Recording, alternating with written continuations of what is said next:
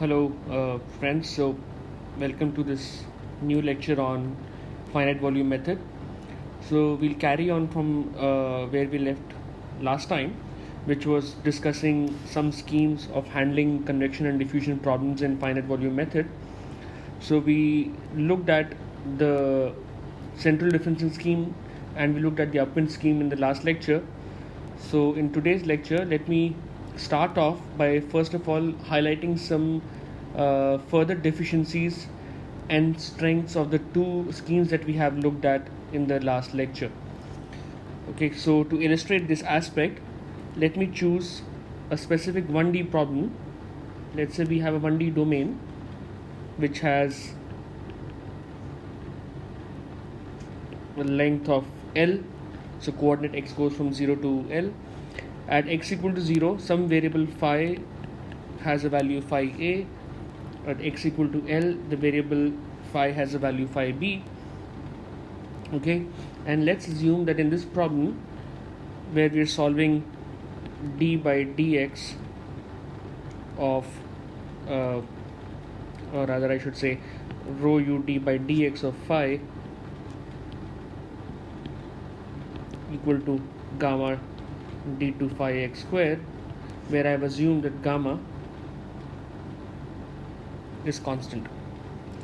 So notice that this is the equation that we typically would see in our if we actually have gamma constant in our original equation, the differential equation, the transport equation.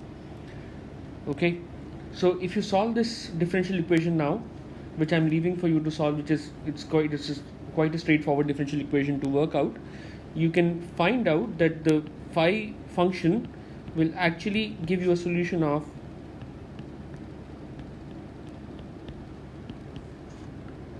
something like this.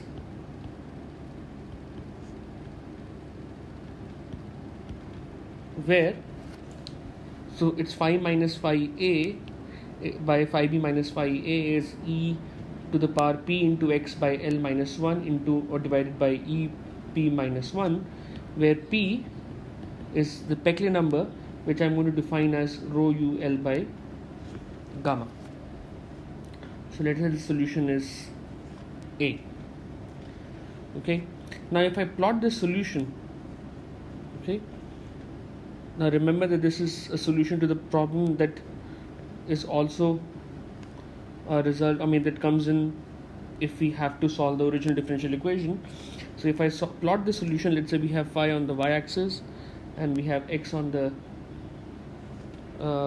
down axis, and we can put x0, xl here, and let's say this is phi a and this is phi b, so that we have some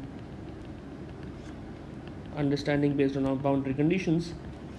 Now, since we are solving a problem which has no source term, okay, and that is the reason we got this solution.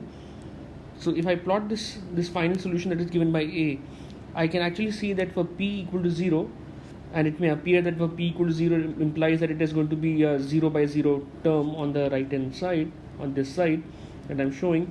But actually if you put p to be 0, p to be 0 basically means that rho u is 0, and so you get d2 phi dx square to be 0, and so the solution should be a linear function. So p equal to 0 corresponds to this answer. This is p0. Okay, this is how phi will vary. Now let's look at few other scenarios. Let's say if p was 1. If p was 1, what you would get is a solution that looks like, a solution that looks like this. And if, let's say p was minus 1, it would be the exact opposite, the mirror image of it. Okay, and now I can choose a third value to highlight the case. Let's say p is a large number, much greater than 1. So then what you would see is that the solution would be somewhat like this. So this will be for p much greater than 1, and I can also say that if p is much less than -1, then the solution would again look something like, so this will be p much less than -1. Okay, now why did we solve this problem and why did I plot the solutions? So let me get to that point very quickly now. But basically what I'm trying to emphasize here is that this solution that we've derived, it will provide us as a guidance on the appropriate profile for phi x. Because remember, in central differential scheme, we assume phi is linearly varying. In the upwind differential scheme, we took the upstream value for the function. So now we are going to use this form, because technically this is also one of the same transport equation that we are solving, right? This is the same equation that albeit for a special case that gamma is constant. But the answer, if we had to solve this numerically, we should get the same solution that the analytical form is giving us. So with respect to this figure, let's consider scenarios. Okay, we consider scenarios with the Peclet number greater than 0. That would essentially help us explain a lot about this scheme or these schemes. So when we have Peclet equal to 0, we get a linear solution.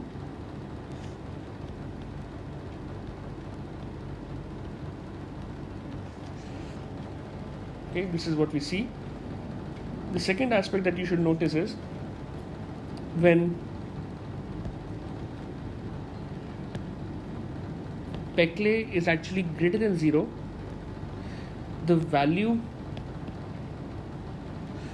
okay, of phi is more influenced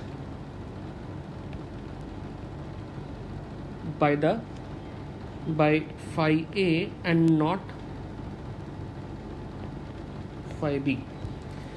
So how am I saying this? It may not be very apparent with Peclet equal to 1, because you may see that, how can we say that the value of phi is actually being dictated by phi A? Just to understand this, look at Peclet much greater than 1. So you can see that the value of phi A, or the phi function value over a larger part of the domain L, or this section L, actually depends on this function phi A. So the phi A value is nearly prevailing over a longer distance, and only then in the last part the value changes to rise to phi B. Okay, and similarly this picture gets reversed when Peclet number is negative. If you look at Peclet number is less than 0, then you have this larger the phi B value that prevails over a longer distance into the section, and then it suddenly drops to phi A. So what do we learn out of these 2 points? Okay, the first point basically tells me that phi of x is a linear function, or it resembles a linear function, is a near linear function only for small values of the Peclet number. And this was actually the assumption for the central difference scheme. And now we understand why it works only for low Peclet number. Okay. More importantly, if I look at point number 2, okay, if I now look at the value of phi at the midpoint, okay, you can see now that it is at the midpoint, which may be somewhere here, right? The value of phi is actually closer to phi A and not phi B. Okay, so the value of phi, so phi at x equal to L by 2 is more like phi a, which is the upstream value.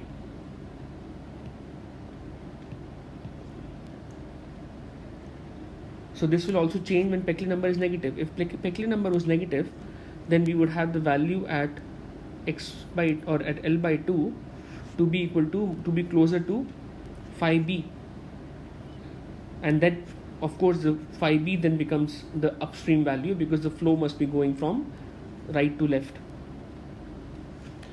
Okay, now this was the assumption that we used for the upwind.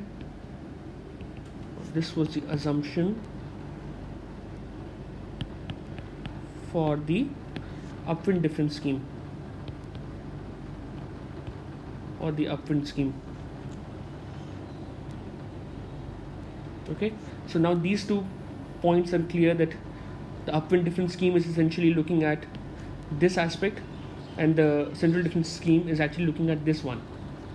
Okay, and there's a range of possibilities in between Peckley 0 and Peckley infinity, or mod of Peckley infinity.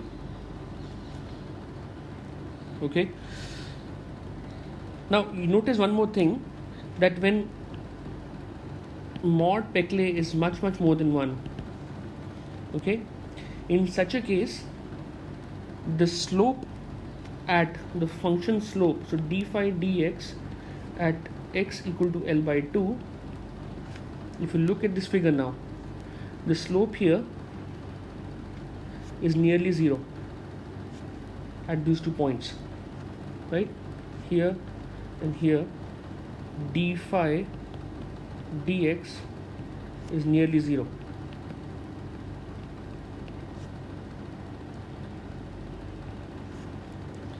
Okay, which essentially implies that the diffusive flux, which is minus gamma d phi dx at this phase, should also be 0 or nearly 0. However, if you look at the upwind difference scheme, the upwind difference scheme still calculates a diffusive flux. So even though it's assuming that the value of phi is sort of going in this fashion, sort of varying very slowly and then suddenly changing to the value of phi b, but it is still calculating diffusive flux based on the 2 endpoint values in the grid. So because of the upwind scheme,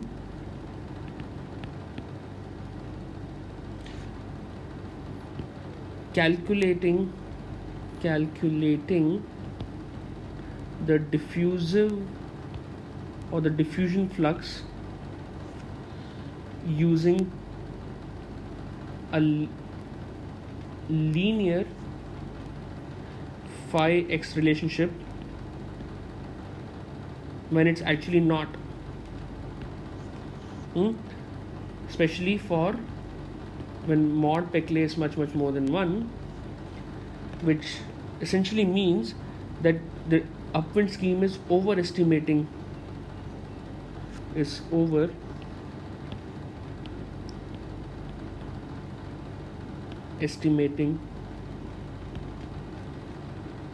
the contribution of diffusion.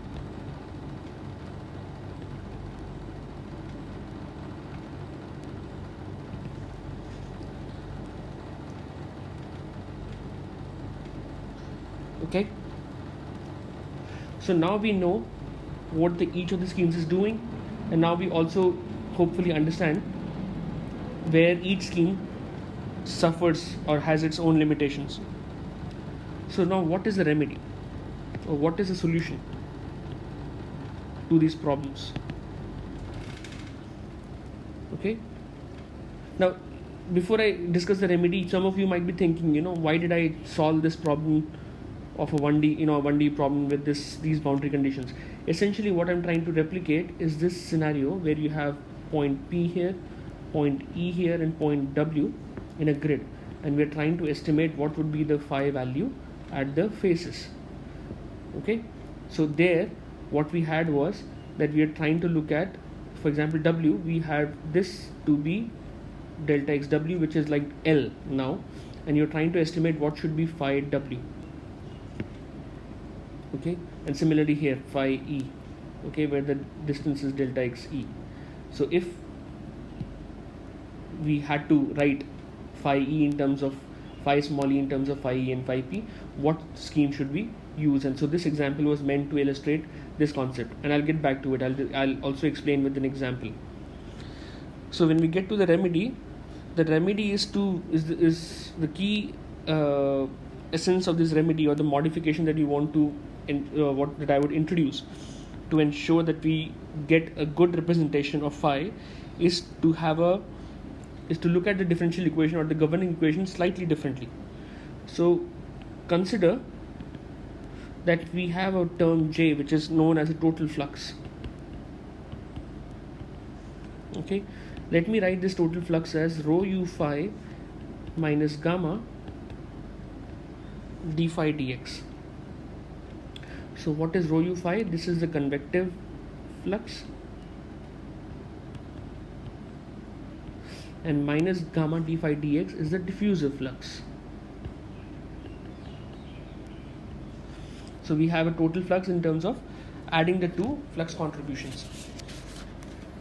So if I now look at the original governing equation, which was d by dx of rho u phi minus gamma d phi dx equal to 0. This basically means we have to solve dj dx to be 0. Okay, and now if I integrate this equation over my control volume, over the 1D control volume, what we'll have is integral dj dx from w to e is 0, which means je minus jw should be 0.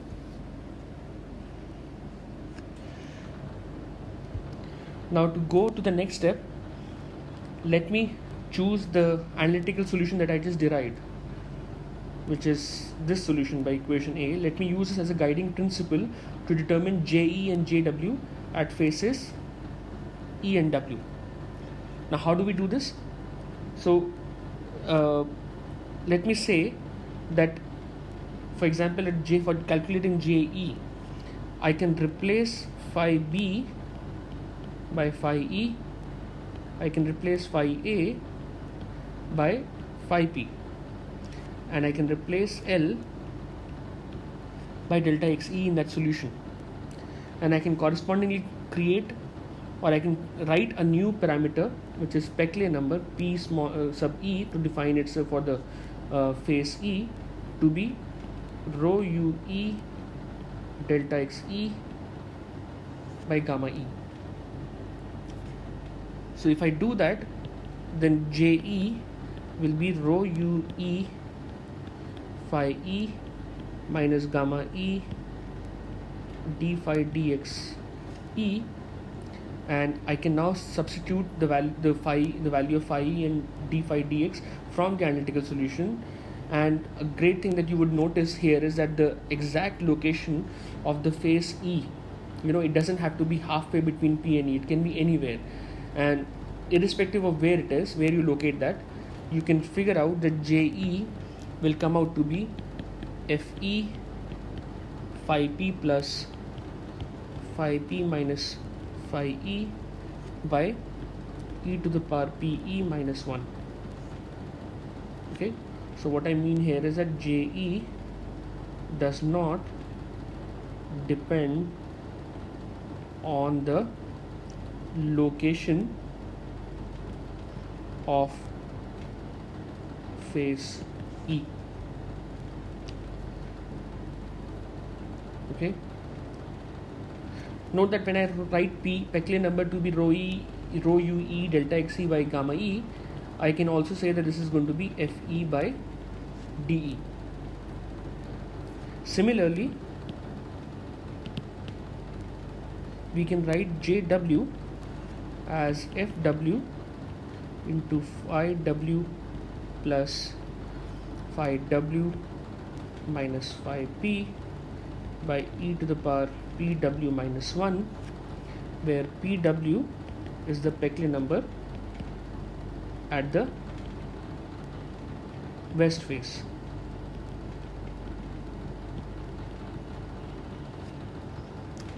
Okay, now all I need to do is substitute this part and this part for JE and JW in the equation JE minus JW equal to 0. Okay, so that means if I plug it in, I can then reach, so plug in into the equation JE minus JW equal to 0 and simplify to get AP phi P to be equal to AE phi E plus AW phi W. Okay, where you will now see that AE will be FE by exponential PE minus 1 and AW will be exponential PW FW by exponential PW minus 1, and finally AP as usual will be AE plus AW plus FE minus FW. Okay, so now this scheme that this formulation that I've derived is what is sometimes known as the exponential scheme.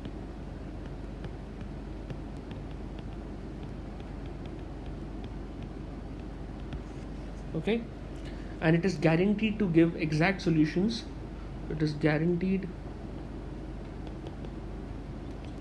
to give exact solution for steady one-dimensional problems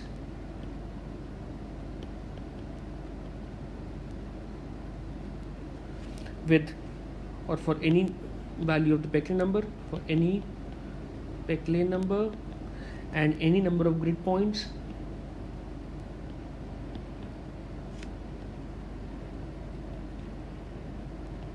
irrespective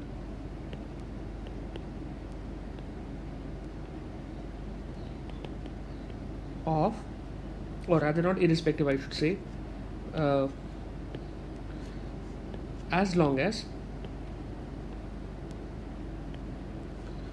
gamma is a constant.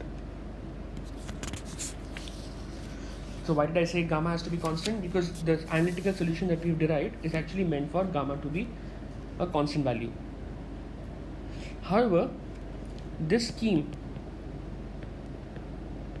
will not give exact solutions for 2D and 3D problems.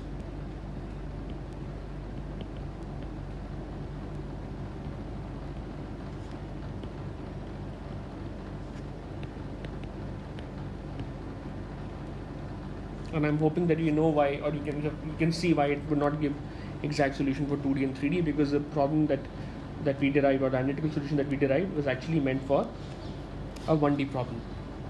Okay, it would also not give exact solutions when you have non-zero sources. Okay, or a varying gamma, if the gamma was not constant. Now, this scheme has some other issues, such as this exponential term that appears in this scheme, exponential of Peclet number. So these exponentials are actually relatively expensive to compute than normal addition and subtraction.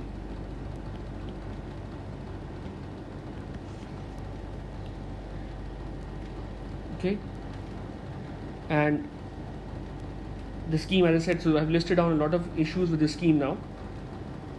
So this method, because of these issues, that it does not work, give you exact solutions for 2D, 3D, it does not work, will not work for non-zero sources, it will not work for varying gamma, and that the exponentials are expensive. Okay, this led to a new scheme being devised, which is what I'm going to discuss now. This scheme is called as the hybrid scheme, and it mainly captures the qualitative behavior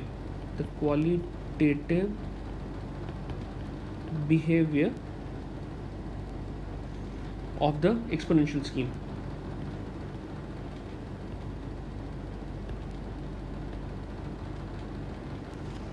Okay, and it's also easy to compute. That is one of the reasons why we wanted to move to another scheme.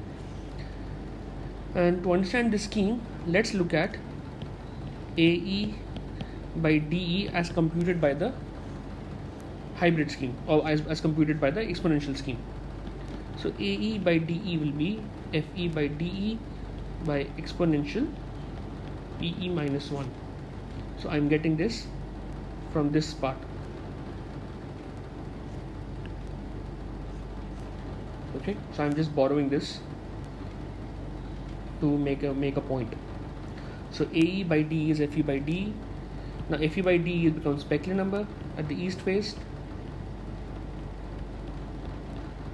minus 1. Now the hybrid scheme works in this way.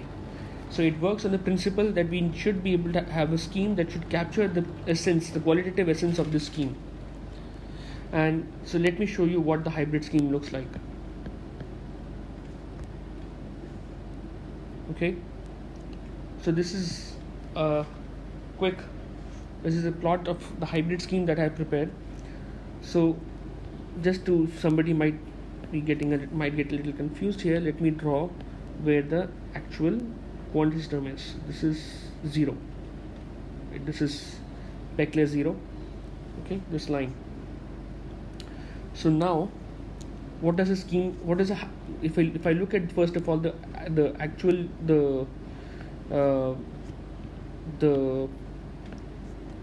exact scheme, exact basically means it's the exponential scheme. Okay, so the exponential scheme has this variation given by the black line. Okay, so it increases, or it goes to about -5 for as we go, or slightly lower than -5 as we go for p up to -5, and then it goes to 0 as you go on the right hand side, and at p equal to 0 it's actually 1. Okay, now the scheme that we are proposing here, or the hybrid scheme, basically tries to capture this variation but using very simple arithmetic options. So the options that the scheme takes are the following. Let me write them down and then I'll explain here. So the options that the arithmetic or the hybrid scheme takes are that it writes AE by DE to be equal to minus PE if PE is less than -2. It is 1 minus PE by 2 if PE, I should say, if PE is less than equal to 2 and greater than equal to -2, and this is 0 if PE is greater than 2. Okay, so the three curves are actually shown here. So you can see that the first part of this curve is actually minus PE. So this is AE by DE equal to minus PE. Then the middle part from here till here, so I should say this much portion is actually 1 minus PE by 2. And then from there on it is not P, I should say, but equal to 0.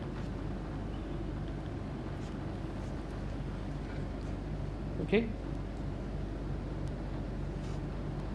so this is what the scheme looks like, and what it's doing is essentially it is forming an envelope. So the scheme forms an envelope, or it takes and makes itself as an envelope which is formed by the three functions which are easy to compute.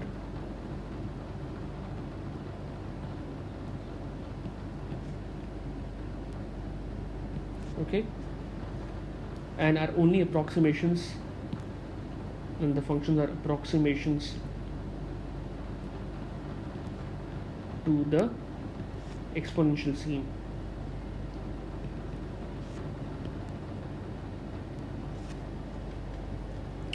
Now I leave it to you to prove how they're approximations, but let me, for the interest of some people who may not be able to see this through, let me show you how this you can find out that these three are the envelopes that form this scheme.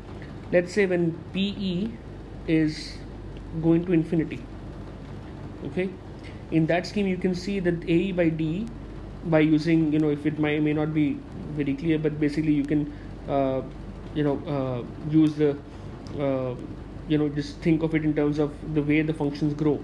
PE grows linearly, but exponential PE grows in an exponential fashion. So AE by DE will actually be going to 0. Okay, and if you look at what happens when PE goes to minus infinity, okay, for this again the same logic runs, that exponential PE will actually be going to nearly 0, because exponential of minus infinity will be 0, so you'll have a minus PE. So AE by DE will actually go to minus PE. And finally, if you think of what happens in between minus 2 and 2, for this what the function is doing is it's approximating AE by DE by the function value, or by the slope of this function near the origin. So the slope is essentially calculated by looking at mod PE to be much less than 1, and so you can use binomial expansion. So binomial expansion, and you can then prove that AE by DE will be sort of like 1 plus P by 2 plus higher order terms raised to minus 1, which could be written as 1 minus P by 2. Okay, so this is the essence of the hybrid scheme. Now we can also write this last equation by multiplying both sides by D, or I can actually first write this in a compact notation. So AE by DE can also be written as maximum of minus PE 1 minus PE by 2 or 0. It basically means that out of the three functions, the one with the largest ordinate value is what is selected for AE. Now what it means is, if you go back to this figure and to show you in a simple form, you may see that this function, let's say here, this is the curve, the dotted blue line is basically AE equal to is AE equal to minus PE, which will pass through the origin. So in this region, when PE is less than minus 2, it is actually the maximum value is given by this function minus PE, okay, and not 1 minus PE by 2, rather. So minus PE dominates over 1 minus PE by 2. And similarly then you can do on the right hand side that beyond P greater than 2, it is P equal to 0, which is higher than 1 minus PE by 2. Okay, so I can write AE to be equal to maximum of minus Fe, which we get by simply multiplying both sides by dE, minus Fe by 2 comma 0. Okay. Similarly, you can work this out, that AW by dW will be either 0 if PW is less than minus 2. It would be 1 plus PW by 2 if PW is less than equal to 2, greater than equal to minus 2, and it would be PW if PW is greater than 2. Okay.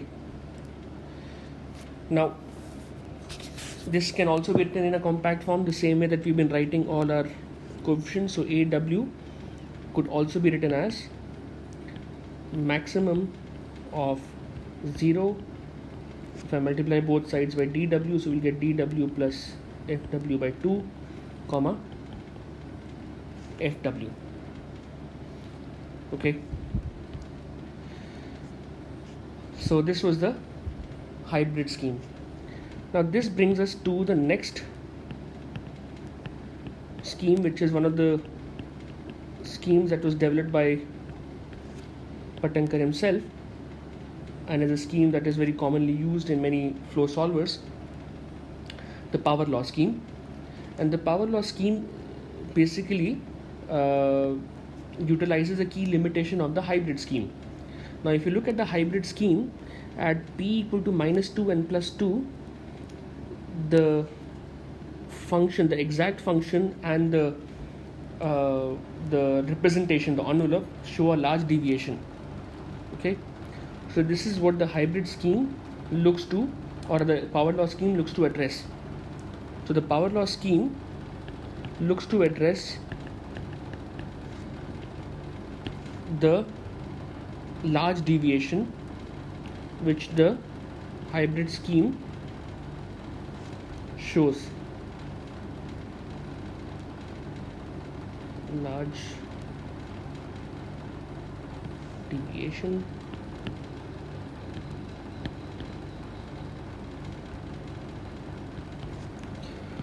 Okay, that is point 1. And further, if you now go back again to the hybrid scheme, and I'm sorry for taking you back and forth on this, but just to make a point here, if you look at P mod PE greater than 2, it is actually a region where the diffusion effects have been neglected, because now the flow is actually, or the flux is only composed of the, either it's composed of only the convective part. So the hybrid scheme assumes that the effect of diffusion is negligible for mod PE greater than 2. Okay. Now the power law scheme, the way it works is that it provides a better match with the exact curve. Okay, and the way it does it is that in this scheme we approximate AE by DE to be minus PE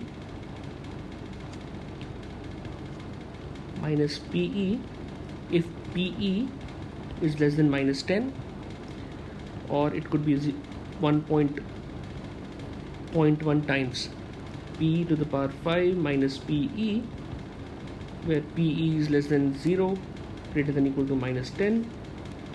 It could be written as 1 minus 0.1 PE raised to 5, when PE is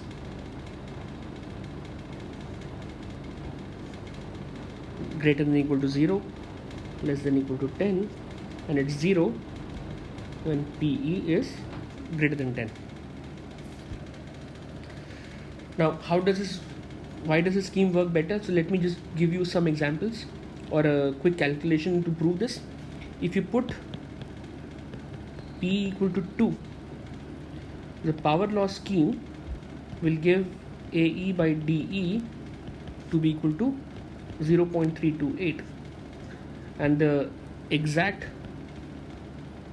solution is AE by DE equal to 0.313. So you can now see that the difference is marginal. Similarly, if you put PE to be minus 2, the power law scheme will give you AE by DE to be 2.328, when the exact solution is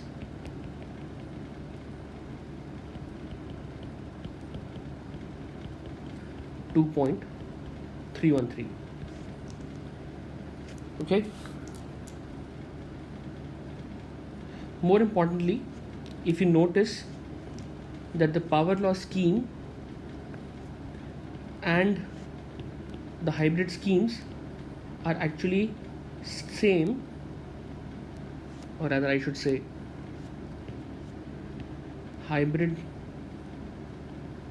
and power law schemes are same for mod PE greater than 10. Why? Because remember, there, even in that scheme, when P is less than minus 10, AE by D is minus P, and when AE by D is actually 0 when P is greater than 10. In fact, it's actually in the hybrid scheme, it's greater than 2. Right? Greater than 2 is the limit given for AE by D to be 0. So in compact form now,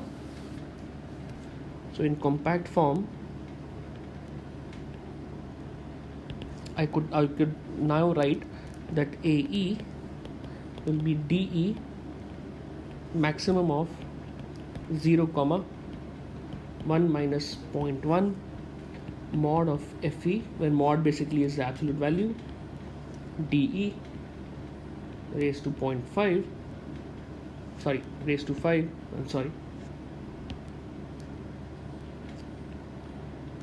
plus max of 0, minus FE. So this would be the coefficient AE for power law scheme. Similarly, you can also try out and prove that AW will then come out to be max of 0, 1 minus 0.1 mod of FW by DW raised to 5 plus max of 0, FW. And so now the final discretization equation would be AP phi P to be AE phi E plus AW phi W, where I can now write AE to be DE times some function A, which is dictated by a mod of parameter PE, plus max of 0, minus FE, and AW will be DW A of mod of PW, because now you can see that the first part in these two schemes, the reason I'm saying this is that the first part in both AE and AW, which is this function, right, this function is the same in both schemes. So I'm going to exploit that key property now. Okay, so what we are using is that this plus max of 0, FW, and AP becomes AE plus AW plus FE minus FW. Now what is this parameter A? So before I discuss the parameter A, let me just take you back to the power law scheme, and I have basically a sketch or a schematic here of the power law scheme. So this is what the power law scheme and the exact solution look like on a curve. So you can see the variation and how close they are with respect to each other. Okay, for this I plotted from a range of -5 to 5, you can actually go on even further, and you will see that the difference would be inconsequential now. Now going back to this function a mod p, this function a mod p can be one of the following depending on the choice of the scheme. And now we're trying to consolidate whatever we've done so far. Okay, so let's say we choose a scheme, and I can write what the functional form of a of mod of p will be. So let's say the first scheme we choose is hybrid, which you already looked at, and now if you recall, we put a mod p to be 0, 1 minus 0.5 mod of p. Okay, because remember, what you're trying to replicate is this function, is this part, right, a of mod of p. And if you now go back to the hybrid scheme, right, we are trying to replicate this function rather. Okay, so it becomes 1 minus 0.5 mod of p. If you have the power law scheme, this will be max 0, 1 minus 0.1 mod of p raised to 5, which you just looked at, which you just covered. Now let's look at how the two schemes that we developed in the last lecture, how do they compare with these schemes. So upwind is essentially one in which you take a mod p to be 1.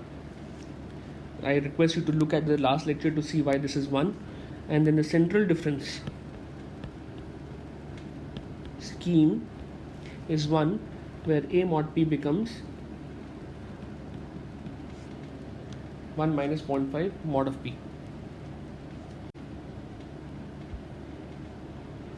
So let's just look at this figure.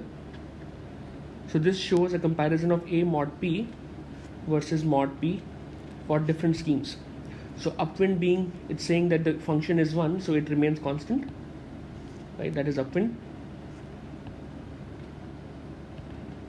Now when you have central difference in scheme, you actually have a function which is 1 minus 0.5 of mod p. So this blue line is what is a central difference scheme. Okay, so it goes to 0 at 2 mod Peclet of 2, and then it keeps decreasing. And that is the reason we spoke about this whole aspect, that this scheme gives you physically unrealistic solutions when mod p is more than 2. Now what about the hybrid scheme? The hybrid scheme basically is the red line, which is shown here. Okay, so the hybrid scheme is essentially part here and part here. So as soon as mod p becomes more than 2, we give a mod p to be a value of 0, which is essentially from what you expect from this function. Okay, and finally we look at the power law scheme. So the power law scheme is what is shown here in the blue curve, or not in the blue, sorry, in the pink curve. And now you can see that the power law curve is very faithful in terms of its behavior of replicating the exact curve. Okay, so these are the reasons why the power law scheme is preferred, and of course in terms, it's an algebraic expression, so in terms of implementation it is also easy to code and easy to implement. So I'm going to stop here in this lecture, and hope that you enjoyed this.